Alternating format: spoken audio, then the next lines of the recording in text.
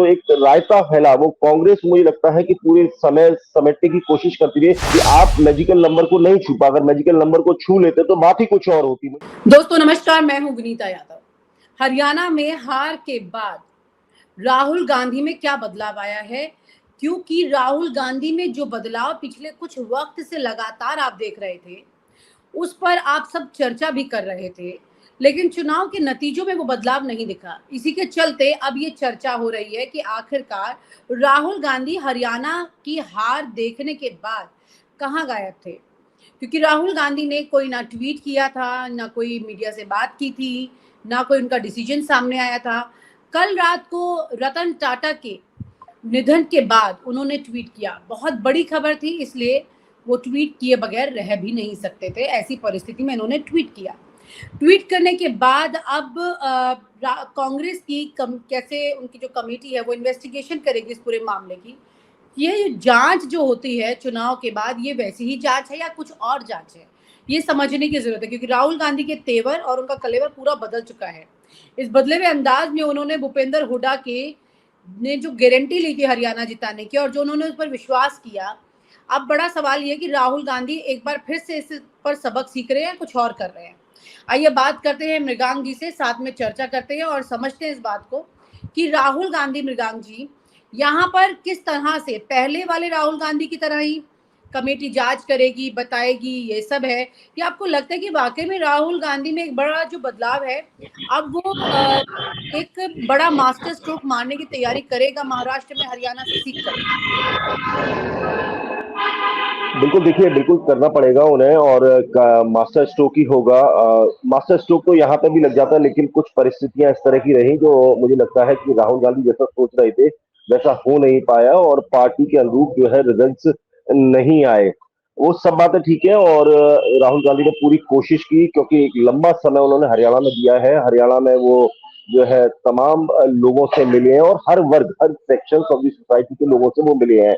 Specially वो खेत में काम करते हुए किसानों से भी मिले हैं क्योंकि एक किसान, वो किसानों की धरती है हरियाणा, तो वहां से उन्होंने एक कनेक्टिविटी एस्टेब्लिश करने की कोशिश की है और वो उनकी कनेक्टिविटी होती हुई दिखाई भी दी। वो ट्रक पर ड्राइवरों से आपको भी क्या मिलते लगता हैं। है कि उनकी वो कनेक्टिविटी का असर भी पड़ा है इस बार? ऐसा तो नहीं कि राहुल गांधी का खेल पूरा ही निपट गया था कि भाई राहुल गांधी हार गए तो हार ही गए हैं, क्योंकि आप जो वीडियोस की बात कर रहे हैं, मुझे याद आ रहा है बहुत लंबे वक्त से वो हरियाणा की वीडियो डाल रहे हैं। बिल्कुल देखिए विनीता, मुझे लगता है कि राहुल गांधी ने पिछले 2-3 साल के अंदर जब से वो उन्होंने अपने पद से इस्तीफा दिया है और अध्यक्ष पद से इस्तीफा दिया, उसके बाद वो लगातार ये कोशिश करते रहे कि लोगों से उनकी कनेक्टिविटी हो।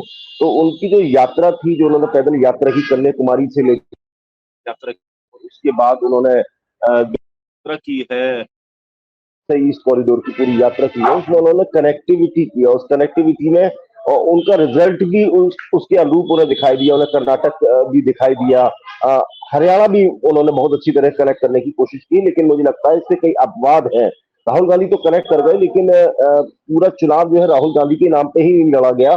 वहां की जो कांग्रेस, मैं मानता हूँ आज भी कि कांग्रेस एक क्षेत्रीय छत्रपों की पार्टी है और आपको अगर चुनाव लड़ना है तो निश्चित रूप से वहां के लीडर्स भी मौजूद होने चाहिए। तो मुझे लगता है कांग्रेस का अति विश्वास भूपेंद्र हुड्डा के ऊपर कहीं ना कहीं मुझे लगता है कि भारी पड़ गया। इससे जो और लीडरशिप के नेता थे वो कहीं ना कहीं पीछे छूटे, या ये कहें कि हुड्डा पे तो विश्वास ठीक था, जो बाकी लीडरशिप के लोग थे उनका पांव कहीं अलग चल रहा था। और जिसकी जो है एक बैठक, हार की समीक्षा बैठक आज सुबह कांग्रेस कार्यालय में हुई है और उसमें से आप शायद यकीन नहीं मानेंगे कि पिछली जो बैठक हुई थी, जो कल बैठक हुई थी, उसमें रणदीप सिंह सुरजेवाला मौजूद नहीं थे, कैप्टन अजय यादव नहीं थे और शैलजा मौजूद नहीं थी। आज की हार की समीक्षा की बैठक में भूपेंद्र सिंह हुड्डा मौजूद नहीं थे और उदय भान जो प्रदेश अध्यक्ष है वो भी मौजूद नहीं थे। क्या कारण है? ये लोग जो है इस हार की जो समीक्षा बैठक है उससे दूर है। उसके बाद राहुल गांधी का एक ट्वीट आता है, बड़ा इंटरेस्टिंग ट्वीट है और मुझे लगता है इसके काफी मायने हैं कि कुछ लोगों ने पार्टी में इंटरेस्ट दिखाने की बजाय अपने निजी हितों को इंटरेस्ट दिखाया है। तो ये राहुल गांधी किस पर निशाना साध रहे हैं? वो भूपेंद्र सिंह हुड्डा के ऊपर निशाना साध रहे हैं या कुमारी शैलजा के ऊपर निशाना साध रहे हैं? ये एक बड़ा प्रश्न है। मुझे लगता है कांग्रेस समझ गई है अगर उसे चुनाव लड़ना है तो इन सारी बारीकियों को और एक समन्वय की स्थिति जो लगातार हम चर्चा कर रहे हैं कि एक समन्वय होना चाहिए पार्टी के अंदर, वो मुझे लगता है कि कहीं ना कहीं नदारत हरियाणा में दिखाई दिया। और जिसका खूब भाजन मुझे लगता है पार्टी को बनना पड़ा। जी। यहाँ पर क्या आपको ये लगता है कि भूपेंद्र सिंह हुड्डा भी ये सोच रहे हैं कि कहीं ना कहीं राहुल गांधी, क्योंकि वो बैठक में जैसे नहीं आए, तो वो एक जिम्मेदारी उनकी भी थी कि भाई चुनाव जीते, वो हार गए, तो भूपेंद्र हुड्डा भी कहीं ना कहीं ठीकरा फोड़ रहे हैं अपना राहुल गांधी पर या कुमारी शैलजा पर। देखिए, अभी तक तो ये सब कुछ चलेगा, इसी तरह से कुछ दिन तक चलेगा, लेकिन जो साफ तौर पे बाहर से दिखाई देती है सारी चीजें और अंदरूनी जो जानकारी हम लोगों के पास आती है, कुछ चीजें हैं जो मैं थोड़ा आपको शेयर कर दूंगा और ये क्लोज इन कैमरा चीजें हैं, वो मैं शेयर कर देता हूँ। चुनाव से पहले शैलजा का एक इंटरव्यू दिया जाता है एएनआई को, शायद आप लोगों की जानकारी में होगा। वो इंटरव्यू दिया जाता है और इसको लेके जिसको इंटरव्यू दिया है वो एक पार्टी लाइन से अलग इंटरव्यू दिया गया है और वो इंटरव्यू दिल्ली में बैठ के देती है, लेकिन हरियाणा के में प्रचार में भाग लेने नहीं जाती है। और शायद उन्हें ये था कि शायद राहुल गांधी के ऑफिस से कोई फोन आएगा तब वो प्रचार में सक्रिय होंगी। तो कहीं ना कहीं साफ तौर पर दिखाई दे रहा है कि एक धड़ा एक तरफ चल रहा है और एक धड़ा एक तरफ हरियाणा की राजनीति में चल रहा है। शायद इसी का खामियाजा जो है पार्टी को भुगतना पड़ रहा है हरियाणा के अंदर। हालांकि टिकट का दारोमदार पूरा जो है पार्टी ने एक ही जगह कंसंट्रेट कर दिया और अति विश्वास भूपेंद्र सिंह हुड्डा को दिया कि आप अपने हिसाब से टिकट मन माफिक बांटिए और जो है चुनाव हमें जिता के दीजिए। लेकिन मुझे लगता है वो भी कहीं है कि यह गलत हो गई कांग्रेस की तरफ से और वो जो एक रायता फैला वो कांग्रेस मुझे लगता है कि पूरे समय समेटने की कोशिश करती रही। आपको शायद याद होगा कि लास्ट मोमेंट एंट्री भी शायद उन्हें लग रहा था कि जो जो दलित वोट है वो कहीं दरक रहा है, तो लास्ट मोमेंट पर जो कांग्रेस के पुराने अशोक तंवर थे उनको लाया गया ताकि वो वोट कहीं दरके ना। वो एंट्री मैं ये नहीं मानता हूं कि वो नाराज होकर वो कांग्रेस में लाया, उनको लाया गया ताकि उन्हें लग रहा था कांग्रेस पार्टी को कहीं ना कहीं लगा लास्ट मोमेंट पे कि शायद दलित वोट कहीं सड़क ना जाए, इसलिए एक दलित चेहरा और लाया गया तो पार्टी के हरियाणा अंदर। हारने की बड़ी वजह कुमारी शैलजा जरूर है इसमें। बिल्कुल, जिस तरह से देखिए बिल्कुल है, क्योंकि वो एक एरिया को पर्टिकुलर रिप्रेजेंट भी करती है और एक दलित वोट उनके साथ भी है। लगभग 20 से 22% वोट जो है दलित वोट हरियाणा की राजनीति में, 25% जाट वोट है। अगर इतना ही वोट कांग्रेस को पूरा लेकिन कंसोलिडेट वो तो होकर पड़ रोते हुए जाता, दिखाई दी है चुनाव के नतीजे दिखने के बाद में। मुझे लगता है कि शायद उनकी इस हार में उनकी कहीं ना खुशी और खुशी छुपी हुई होगी, क्योंकि जिस उम्र के पड़ाव पे भूपेंद्र सिंह हुड्डा है, मुझे लगता है कि वो बार बार प्रोजेक्ट भी अपने आप को इसी तरीके से कर रहे थे कि अगली जो सीएम जो होगी हरियाणा की वो कुमारी शैलजा ही होंगी। और इस हार से कहीं ना कहीं कई बार राजनीति में होता है, राजनीति का मतलब ही यही है मौका, कि अगर आपके हारने से मुझे जीत मिलती हो और आगे की कमान मुझे मिलती हो तो निश्चित रूप से मुझे इस हार में ज्यादा खुशी होगी। तो वो रोना वो अलग, वो राजनीति में बहुत लोग रोते हैं और बहुत लोग अंदर से खुश होते हैं, वो तो हम और आप समझते हैं सारी चीज को। लेकिन सारी जो पटकथा थी मुझे जो दिखाई दे रही है वो अब वो दिखाई देती है कि कांग्रेस की अंदरूनी लड़ाई कांग्रेस को कहीं ना कहीं ले डूबी और पार्टी का अति विश्वास एक आदमी के ऊपर, ये पार्टी की कहीं ना कहीं खामियाजी। कौन से थिंक टैंक ने कांग्रेस को पूरा ये आइडिया दिया कि एक ही आदमी पर विश्वास करके चले? मुझे लगता है कि कांग्रेस बिल्कुल निश्चित रूप से सबक लेगी और महाराष्ट्र में लेकिन उस एक आदमी शायद पर विश्वास नहीं करते तब भी तो कांग्रेस के लिए मुश्किलें होती, क्योंकि भूपेंद्र हुड्डा भी इस बाजी को पूरी तरह अपनी बाजी मानकर ही चल रहे थे। वो भी साझेदारी के मूड में कतई नहीं थे, वो भी नुकसान ही करते। देखिए, आपको याद होगा जब G20 का इनका ग्रुप बना था, उसके अंदर भी भूपेंद्र हुड्डा का नाम था। वो बड़ी आसानी से कांग्रेस में बगावत करने के मूड में रहे हैं पूरे दौर में। विनीता, मुझे लगता है कि एक होती है पावर और एक होती है एब्सोल्यूट पावर। कई बार हम इस चीज को प्रधानमंत्री मोदी के समक्ष रख के देखते हैं। एक पावर है जो कि डिसेंट्रलाइज्ड है, वो पावर जो है राजनाथ सिंह के पास भी है, वो पावर अमित शाह के पास भी है, वो पावर नितिन गडकरी के पास है, और एक डिसेंट्रलाइजेशन है पावर का। और एक पावर हम बात करते हैं एब्सोल्यूट पावर की, सब कुछ मैं ही हूं और मेरे अलावा कुछ नहीं है। लेकिन क्या होता है कि भारतीय जनता पार्टी में भी आपने देखा होगा, अगर भारतीय जनता पार्टी कोई राज्य हार रही होती है तो पिक्चर फिर नड्डा की शुरू हो जाती है आना, और अगर जो जीत रही होती है पार्टी तो जो है प्रधानमंत्री मोदी की फोटो दिखाई देती है। तो कहीं ना कहीं मुझे लगता है कि इस जो जो जो पूरा घटनाक्रम हुआ है उसमें जो पावर का अगर थोड़ा बहुत डिसेंट्रलाइजेशन कर लिया जाता और थोड़ा सा पावर को शेयर कर लिया जाता तो मुझे लगता है कि ज्यादा बेहतर रिजल्ट होते और कांग्रेस जो मैजिकल नंबर है उसके पास जरूर पहुंचती। लेकिन ये एक बड़ी सबक है, बड़ा राज्य आ रहा है सामने जिसमें 288 विधानसभा, ऑलमोस्ट 3 टाइम्स इससे ज्यादा हैं और इस बड़े राज्य को टैप करने के लिए, क्योंकि कांग्रेस ने बहुत अच्छा प्रदर्शन जो है लोकसभा में किया है, और अगर ऐसा प्रदर्शन लोकसभा का आगे फॉरवर्ड होता है, मोमेंटम फॉरवर्ड होता है, तो मुझे लगता है कांग्रेस को बहुत बड़ा सबक लेना चाहिए और सही तरीके से बातचीत करके जो है टिकटों का बंटवारा विक्रांत जी, करना आपको लगता है चाहिए। राहुल गांधी अपने कितने ही प्रिय हों नेता उनके इर्द गिर्द, कईयों के साथ उन्होंने बचपन से अपनी जिंदगी देखी है, लेकिन अगर वो कांग्रेस के काम नहीं है तो बड़ी आसानी से उन्हें दरकिनार कर देंगे। क्या राहुल में ये बदलाव आ चुका है?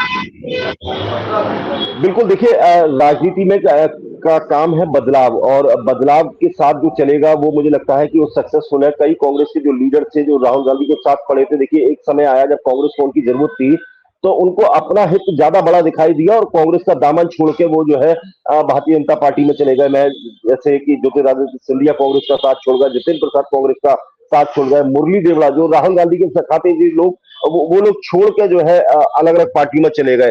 तो मुझे लगता है कि राहुल गांधी को थोड़ा सा ठीक है, रिश्ते एक जगह अपने हैं, लेकिन पार्टी का वर्चस्व एक जगह, अगर पार्टी ही नहीं आएगी, एग्जिस्टेंस में नहीं आएगी, या पार्टी का जो है राज्य में सरकार नहीं होगी, तो ऐसे रिश्तों का क्या फायदा। तो मुझे लगता है कि राहुल गांधी निश्चित रूप से सोच रहे होंगे, क्योंकि जिस तरह का बयान आया है और वो चौंकाने वाला है, मुझे जरूर पार्टी में मेरे ख्याल से आइडेंटिफिकेशन होगा इस बात का कि किन लोगों के अपने निजी हित ज्यादा इंपॉर्टेंट थे बजाय जो है पार्टी के इंटरेस्ट के। तो इसके कई मायने, तो शायद मुझे लगता है राहुल गांधी ने ये आइडेंटिफाई कर लिया है कौन कौन वो चेहरे थे जिनके ज्यादा अपने निजी इंटरेस्ट थे पद पाने में, और जो आपको है लग रहा है पार्टी को। विक्रांत जी की वो आइडेंटिफाई करने की जरूरत है, बल्कि वो तो पहले से चुनाव के दौरान जान ही रहे होंगे कि ये लुटिया डुबोने वाले हैं? राजनीति में किसी को एकदम दरकिनार नहीं किया जाता कि आज मुझे आपसे बैर हो गया तो मैं एकदम कल आपको निकाल दूंगा। कई बार कहा जाता है कि चीज बहुत जो गर्म होती है उसे ठंडा करके खाया जाता है और सही समय आने पे जो है उसका रिएक्शन दिया जाता है। तो मुझे लगता है कि राहुल गांधी इतनी परिपक्वता, यही राजनीति की मैच्योरिटी है, और वो राजनीति की मैच्योरिटी वो समझ चुके हैं, और मुझे लगता है कि सही जब समय आएगा तब वो शायद स्ट्राइक करेंगे। देखिए अभी एकदम निकाल देने से एक रॉन्ग मैसेज जो है जाता है और एक पार्टी की छवि खराब होती है। और राजनीति में ऐसा नहीं है कि अभी काम का नहीं है, हो सकता है वो कहीं और उसका इस्तेमाल फिलहाल कर लिया जाए, लेकिन ये तो तय है कि जिस तरह से बयान राहुल गांधी ने दिया है वो काफी दूर तक जाएगा। और शायद मुझे लगता है कि महाराष्ट्र के परिप्रेक्ष्य में भी उन्होंने ये बयान दिया है कि जिनके जो हित है वो अपने एक तरफ रखें और पार्टी का इंटरेस्ट एक तरफ रखें और उसी हिसाब से काम करें, क्योंकि महाराष्ट्र में भी तमाम ऐसे लोग हैं जो राहुल गांधी का साथ छोड़ गए, मुरली देवड़ा छोड़ गए, अशोक चौहान साथ छोड़ गए। तो अभी जो लोग बचे हैं तो उनके साथ मुझे लगता है कि समन्वय और टिकटों का जो बंटवारा होगा शायद कांग्रेस अब बैठ के ही करेगी और ऐसी गलती दोबारा शायद ना करे वो। जी हाँ, लेकिन राहुल गांधी के लिए भी बहुत इंपॉर्टेंट मोमेंट था ये अपने इस करियर में। वो किस तरह से लगातार सड़क से सड़क नाप रहे थे, और उसमें पता चलता है कि उनके पुराने वाले ही तरीके में कोई दाव पेच में कमी रह जाती है और पूरा खेल ही खराब हो जाता है। तो राहुल गांधी अभी भी अगर सबक रहेंगे तो लोगों का ये कहना है कि आखिरकार कब वो रिजल्ट दिखाई देंगे जो राहुल गांधी से वो उम्मीद कर रहे हैं। लोकसभा में अच्छे रिजल्ट आए, लेकिन राज्यों का भी हाथ में आना बड़ा जरूरी है। अब हरियाणा के साथ साथ कितनी राज्यसभा सीट का डिफरेंस इसमें आएगा, किस तरह से गुड़गांव जैसे रेवेन्यू बेस्ट रेवेन्यू स्टेट को उन्होंने गवा दिया, जिसे कभी भी बीजेपी गवाना नहीं चाहती थी। मतलब जम्मू कश्मीर के लिए वो भले ही अपनी हार की बात ना कर रही हो, लेकिन वो हरियाणा की जीत की बात बार बार इसलिए कर रही है क्योंकि जम्मू कश्मीर गवारा, मतलब गवाना भी गवारा था बीजेपी को, लेकिन हरियाणा गवाना बिल्कुल गवारा नहीं था, क्योंकि यहाँ पर बड़ा रेवेन्यू मार्क उनको मिल रहा है, पार्टी फंडिंग इससे चल रही है। ये सारी कैलकुलेशन कब, मतलब राहुल गांधी भी इस तरह से चलेंगे? विनीता विनीता इसमें एक और चीज छुपी हुई है जो मुझे लगता है कि पैरामाउंट इंपॉर्टेंस की है। वो सबसे बड़ी बात है कि जिस तरह से हरियाणा से किसान आंदोलन जागृत हुआ और फिर बीजेपी की तरफ से प्रहार हुआ कि जो बॉर्डर पर जो लोग बैठे हुए हैं वो आतंकवादी है, जो तमाम है, एक जो नैरेटिव शुरू किया गया, मुझे लगता है कि उन्हें लगता है कि हम लोग सही थे, क्योंकि हरियाणा की जीत को वो रेवेन्यू की दृष्टि से नहीं देख रहे। वो सोचते हैं कि हमें इतना बड़ा प्रचंड बहुमत मिला, जो अग्निवीर योजना थी, जो साउथ का हरियाणा पार्ट है जहां से लोग बेरोजगार हैं, तमाम जो राहुल गांधी उठाते रहे कि अग्निवीर योजना वहां सक्सेसफुल नहीं, तो उन्हें लगता है कि हमारी जीत से इस बात पे मोहर लगती है कि हमारी अग्निवीर की योजना सफल थी। वहां पे पहलवानों का मुद्दा, जो यही जंतर मंतर के ऊपर पहलवानों को तमाम घसीटा गया, एक नैरेटिव जो है बीजेपी के खिलाफ हुआ। आज उसे लगता है कि देखिए हम जीत के आए हैं, तो कौन कौन हमारे खिलाफ था? ना पहलवान हमारे खिलाफ थे कभी, ना किसान हमारे खिलाफ थे, ना कभी जवान हमारे खिलाफ थे। जो नैरेटिव कांग्रेस कर रही थी वो सब झूठ कह रही थी। वो रिवेन्यू से ज्यादा उसको इस दृष्टि से मुझे लगता है वो देख रहे हैं, क्योंकि मैंने देखा कि लगातार हरियाणा की जीत के बाद इस तरह के ट्वीट आने लगने शुरू हो गए कि कांग्रेस लगातार झूठ बोलती है, किसानों को कोई दिक्कत नहीं है, हम एमएसपी पूरी दे रहे हैं उन्हें, और उन्हें कोई दिक्कत नहीं है जवानों को और ना ही के पहलवानों को। ये सब एक नैरेटिव कांग्रेस के खिलाफ खड़ा किया, कांग्रेस ने खड़ा किया था, उनके मार्फत खड़ा किया था। तो उस सब झूठ की हार हुई है और हम जीत क्या है। रिवेन्यू मुझे नहीं लगता बीजेपी के लिए कोई इतना बड़ा इंपॉर्टेंस है। कांग्रेस के लिए निश्चित रूप से इंपॉर्टेंस हो सकती है, क्योंकि कांग्रेस की ज्यादा राज्यों में सरकार नहीं है और उन्हें एक ऐसे राज्य की तलाश थी जहां से एक रेवेन्यू जनरेट होता हो और पार्टी जो है उस तक खड़ी हो सकती है। निश्चित रूप से जो राज्यसभा का नंबर है वो भी कहीं ना कहीं इफेक्ट होता। अगर कांग्रेस 55 के आसपास होती तो कहीं से कम 2 लोग राज्यसभा सीट कांग्रेस को मिल सकती थी। और तमाम जो बिल आने वाले हैं पार्लियामेंट के अंदर, शीतकालीन सत्र के अंदर आने वाले या उसके बाद आएंगे, उससे पहले राज्यसभा के इलेक्शन होते, तो उसमें कहीं ना कहीं कांग्रेस का नंबर बढ़ता और उन बिल्स को वो जो है थ्रोट कर सकते थे राज्यसभा में। तो एक मैं कह सकता हूँ एक बहुत बड़ी हार है।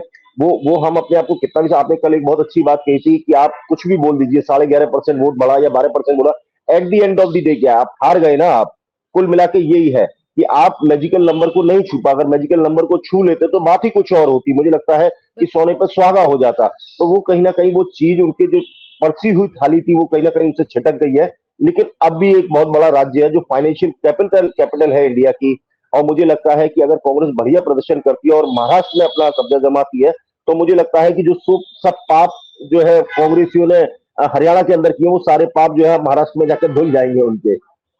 तो मतलब ये कह सकते हैं कि जीत कर भी हार सकती है बीजेपी अगर महाराष्ट्र को साध लिया तो। बहुत बहुत शुक्रिया, थैंक यू सो मच।